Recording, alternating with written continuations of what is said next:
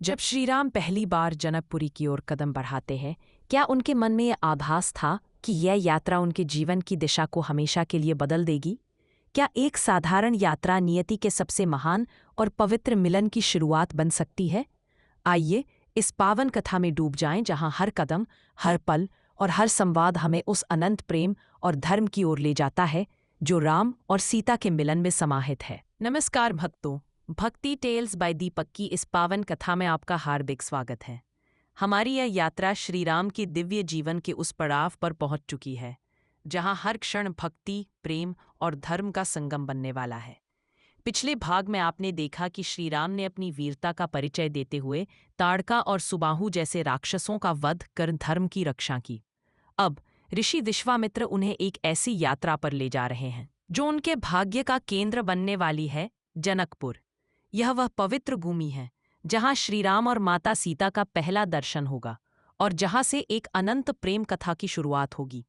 आइए इस कथा को और गहराई से समझें और उस आध्यात्मिक यात्रा का हिस्सा बने जो हमें न केवल रामायण की कहानी सुनाती है बल्कि हमारे भीतर के भक्ति भाव को भी जागृत करती है। यात्रा की शुरुआत।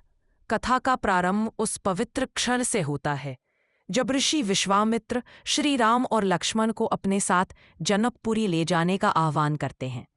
उनकी वाणी में एक गहन उद्देश्य और दृढ़ता है। राम, लक्ष्मण, वे कहते हैं, अब समय है जनकपुरी चलने का। वहां एक महान यज्ञ का आयोजन हो रहा है और तुम्हें उसका साक्षी बनना है। श्री राम और लक्ष्मण, जो हमेशा गुरु की आज्ञा का पालन करने को तत्पर रहते हैं, बिना किसी संकोच के इस यात्रा के लिए तैयार हो जाते हैं। उनके हृदय में न तो गंतव्य के प्रति उत्सुकता है, न ही भविष्य की चिंता। वे केवल अपने कर्तव्य और गुरु की आज्ञा के प्रति समर्पित हैं। यह उनकी सादगी और भक्ति का प्रतीक है जो हमें सिखाता है कि जीवन में सच्चा मार्ग वही है जो धर्म और गुरु की आज्ञा के अनुरूप हो। यात्रा शुरू होती है। मार्ग में प्रकृति अपने पूर्ण सौंदर्य के साथ श्री राम और लक्ष्मण का स्वागत करती है।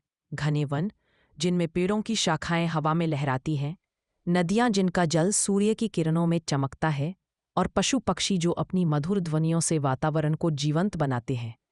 यह दृश्य केवल एक यात्रा का चित्रण नहीं बल्कि उस शांति और पवित्रता का प्रतीक है जो श्री राम के साथ साथ चलती है। प्रभु राम का हर पग केवल यात्रा नहीं, धर्म का पथ था। उनके कदम जहां पड़ते वहां प्रकृति भी उनकी भक्ति में लीन हो जाती थी।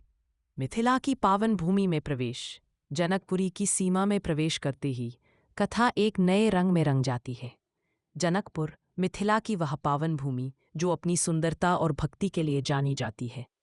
नगर के प्रवेश द्वार फूलों से सजे हैं जिनकी सुगंध हवा में तैरती है। नदियां अपने निर्मल जल से नगर को और भी पवित्र बनाती हैं। मंदिरों की घंटियों की मधुर ध्वनि और उद्यानों की हरियाली जनकपुरी को स्वर्ग के समान बनाती है। नगरवासियों में एक अनोखा उत्साह है। ऋषि विश्वामित्र आ रहे हैं, वे एक दूसरे से कहते हैं, और उनके साथ 2 तेजस्वी राजकुमार भी हैं। लोग सड़कों पर एकत्र होकर इस पवित्र दल का स्वागत करने को आतुर हैं। श्री राम और लक्ष्मण की सौम्यता और तेजस्विता देखकर लोग मंत्रमुग्ध हो जाते हैं। उनकी उपस्थिति से जनकपुरी का वातावरण और भी पवित्र हो जाता है। इसी बीच कथा में एक सूक्ष्म और भावनात्मक क्षण आता है। एक महल के झरोखे से माता सीता श्रीराम को दूर से देखती हैं। उनका यह दर्शन मौन है, लेकिन उनके हृदय में एक अनकहा भाव जागृत होता है। यह क्षण केवल एक दृश्य नहीं बल्कि उस प्रेम की पहली चिंगारी है जो आगे चलकर राम और सीता के मिलन का आधार बनेगी।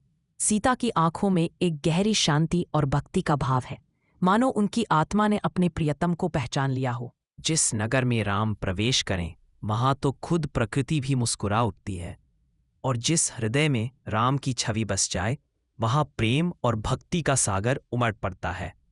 जनकपुरी पहुंचकर विश्वामित्र राजा जनक से भेंट करते हैं।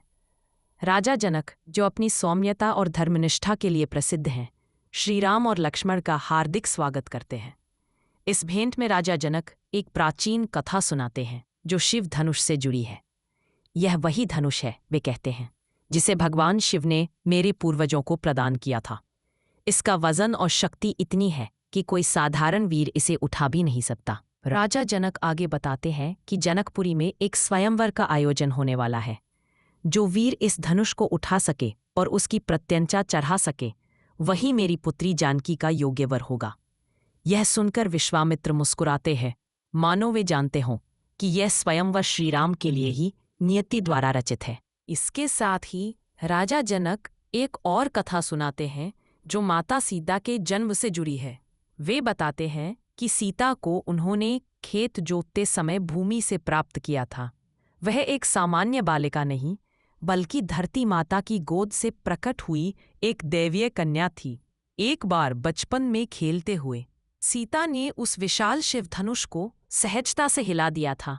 यह सुनकर सभी आश्चर्यचकित हो जाते हैं। यह घटना इस बात का संकेत थी कि सीता का वर भी कोई साधारण पुरुष नहीं, बल्कि एक दैवीय शक्ति वाला वीर होगा। जिस कन्या ने बचपन में शिव धनुष को स्पर्श भर से हिला दिया, उसके लिए वर की परीक्षा भी उसी धनुष से होगी। यह स्वयंवर केवल एक विवाह नहीं, बल्कि धर्म और प्रेम का संगम है। हर यात्रा का उद्देश्य केवल गंतव्य तक पहुंचना नहीं होता।